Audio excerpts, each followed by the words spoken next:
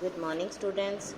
Today I am going to continue my lecture for plus 2 Arts Political Science. The name of the chapter is International Organization. Now let us start with the topic why we need international organization. जो international organizations are helpful in another way also. They are helpful in recognizing different type of diseases so that all countries sit together and make efforts to control on these type of diseases.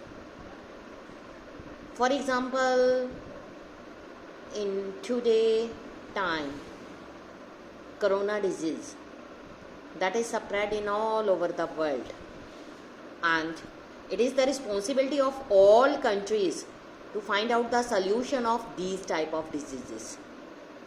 Another example, global warming. So many things are happened in the world for which different countries need to solve these problems. For this, we need recognizing need for cooperation and actually cooperating are two different things. जो nations हैं can recognize the need to cooperate, but these nations cannot always agree on how best to do so, how to share the cost of cooperating.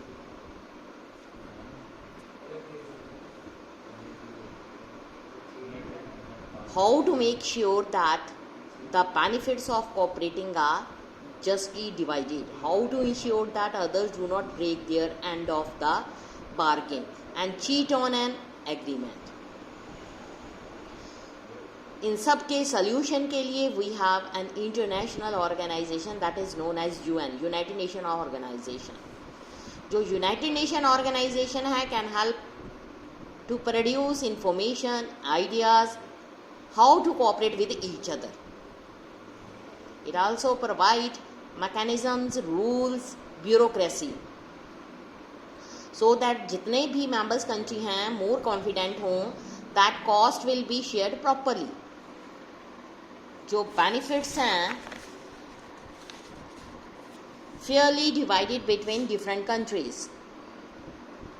अगर एक member एक बार join करता है किसी की भी एग्रीमेंट को, तो उसको ऑनर होना मिलना चाहिए the terms and conditions of the agreement. As you know that जैसे ही कोल्ड वार का एंड हुआ, हमने देखा कि यूनाइटेड नेशन जो है उसने एक स्लाइटली डिफरेंट रोल प्ले किया. यूनाइटेड स्टेट और उसके जो अलाइज थे इमर्ज्ड विक्टोरियस. बहुत सारी गवर्नमेंट्स, पीपल, वेस्टर्न कंट्रीज, इसको लीड किया यूएस ने. सो ये इतना पावरफुल था कि जो भी विशेज और डिज़ायर थी इसकी, उसके ऊपर किसी का कोई चेक नहीं था. क्या यूएन सर्व कर सकता है to promote dialogue and discussion with the US in particular? क्या ये यूएन जो है लिमिट लगा सकता है power of the American government? इस चैप्टर में हम ट्राई करेंगे क्वेश्चंस के आंसर देने की कोशिश करेंगे. यहाँ पर मैं आपको कुछ टाइमलाइन बताने लगी हूँ. Founding of the United Nation, सबसे पहले आएगा 1941 अगस्त. Atlantic Charter by US President Franklin D Roosevelt and British PM Winston as Churchill. As you have know that in this chapter we mention Churchill words. Georgia, there is no war. This quotation is given by Churchill. 1942 January. 26 जो allied Nations थी उन्होंने fight की against the access power. और सब आपस में मिली in Washington DC. Main उनका पर्पस था support the Atlantic charter and sign the declaration by United Nation. 1943 December, Tehran conference, declaration of 3 powers. ये 3 पावर्स थी US, Britain and Soviet Union. 1945 February, Yalta conference of the big 3, Roosevelt, Churchill and Stalin. इन्होंने decide किया organised a United Nation conference on the proposed world organisation. April, May, the 2-month-long United Nations Conference on International Organization at San Francisco. 1945 June 26, signing of UN Charter. इसको sign किया 50 nations. Poland signed on October 15, so the UN has 51 original founding members. 1945 October 24, UN was founded. October 24 is the celebrated as UN Day. 1945 October 30, India ने UN को join कर लिया। Now let us start with the evolution of United Nation. जो first world war थी उसने encourage किया world को invest in an international organisation to deal with so many conflicts. बहुत सारे बिलीवर जो थे इस चीज़ को बिलीव करते थे कि जो ये ऑर्गेनाइजेशन है वर्ल्ड की हेल्प करेंगी वॉर को अवॉइड करने में। As a result League of Nation का बॉर्न हुआ। इसके इनिशियल सक्सेस के अलावा it could not prevent the second world war. Second world war start हो गई 1939 से 45 तक। बहुत सारे पीपल जो हो गए इस वार में डाइड हो गए, बहुत सारे वुंडेड हुए इस वार में। ऐसा जो है हैपनिंग पहले कभी भी किसी वार में नहीं हुई थी। UN was founded as a successor to the League of Nations. ये 1945 में स्टैब्लिश हुआ immediately after the second world war. यहाँ पर मैं आपको यूनाइटेड नेशन सिस्टम के बारे में बताऊंगी, principal organs.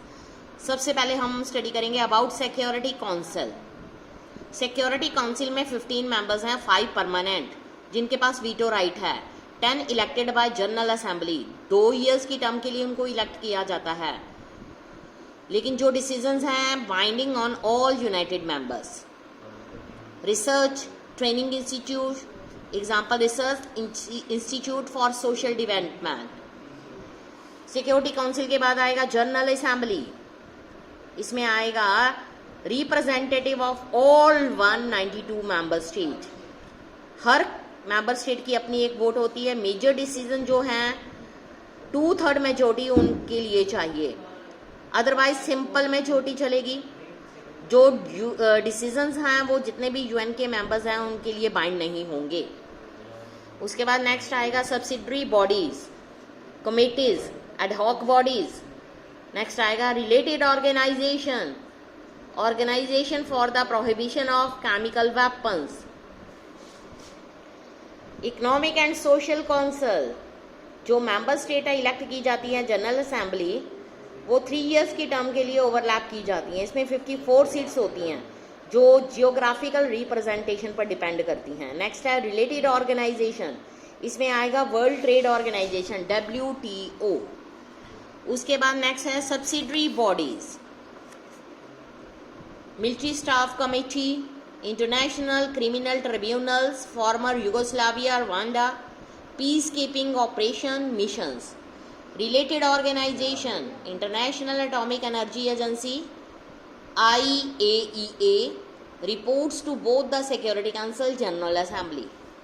Programs and funds, Conference on Trade and Development, Environment Program, Development Program, Children Fund, Population Fund, Office of High Commission for Refugee, World Food Program, relief and work agency for Palestinian refugee in Near East, human settlement programs, functional commissions, human right, narcotic, drugs, sustainable development, status of women. Regional commissions में आएगा economic commissions, ये आएगा for Africa, Europe, Latin America, Caribbean, economic and social commission for Asia, Pacific, western Asia. Now International Court of Justice, 15 जजेस जो हैं elect किए जाते हैं 9 years के लिए by absolute majority in both the General Assembly, Security Council. Secretariat, international staff servicing, other principal organs headed by the security general, जिसको General Assembly द्वारा अपॉइंट किया जाता है. रिकमेंडेशन होती है सिक्योरिटी काउंसिल की और इसके लिए 5 years की टर्म होती हैं. Other entities, office of high commissioner for human rights, UN universities joint programme on HIV AIDS, specialised agencies, non subsidiary जिसको बोला जाता है, इसमें आएगा ILO, international labour organisation, food and agriculture organisation, educational scientific culture organisation, world health organisation, world bank group, international monetary fund, international maritime organisation, world meteorological organisation, international telecommunication. फिर आएगा last में trusteeship council, suspended on 1 November 1994. ठीक है, इसका लिए ये था paleo की इंडिपेंडेंस के बाद इसको ख़त्म कर दिया गया. ये था यूनाइटेड नेशन सिस्टम जिसके प्रिंसिपल ऑर्गन्स के बारे में मैंने आपको बताया. नेक्स्ट हम कल स्टडी करेंगे. Thank you students.